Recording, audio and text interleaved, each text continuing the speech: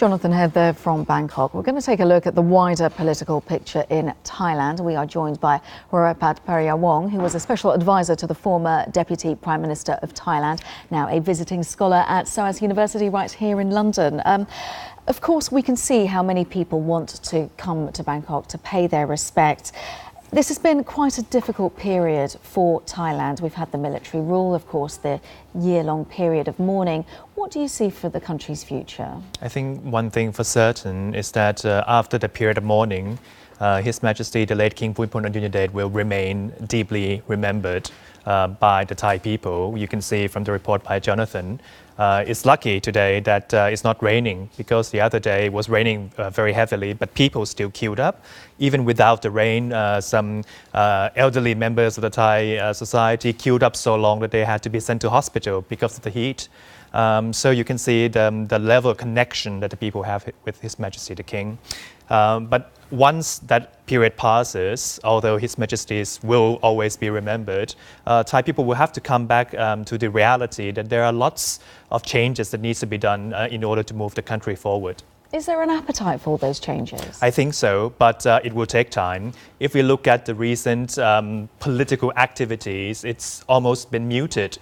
We've been living in what I might call the sleep mode in Thailand for some time, not with just the mourning, but with the authoritarian rule by the military regime in Thailand right now.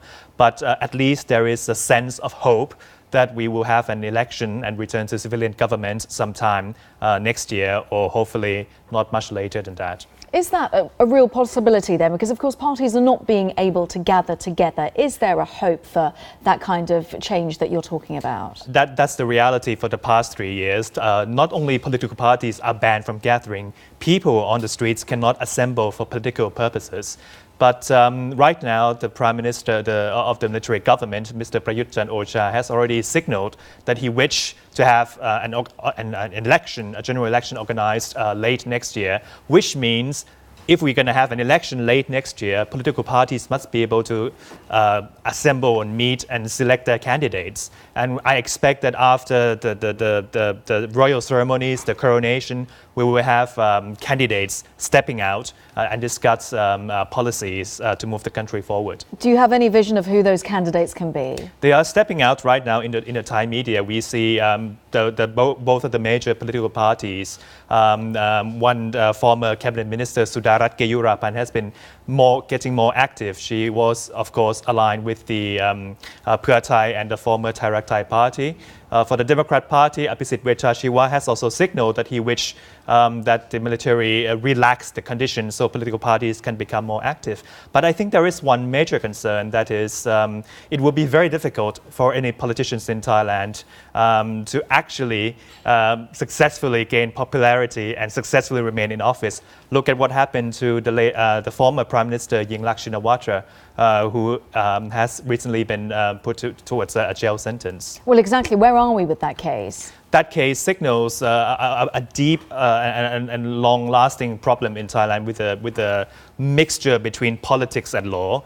The case regarding the former Prime Minister Yingluck, to me and many legal and political scholars, are basically highly questionable.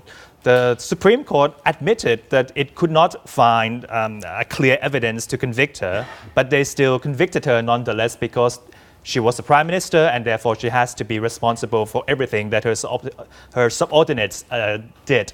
One minority judge pointed out that it is not sufficient to rely on a photograph, not of the Prime Minister, but of the brother of the Prime Minister taking a photograph with someone who is believed to be guilty. And that is a very highly questionable standard of law. And this is not one single event. We've seen, if you remember, one former Prime Minister of Thailand removed from office for appearing on TV cooking. He was removed. Yingluck was also previously removed for shuffling her security advisor. So it remains a very big problem how we reform the Thai judiciary so that people can regain the confidence in the rule of law. Certainly an interesting future. Verapat Pariyawong, thank you very much for speaking to us. Thank you for your context.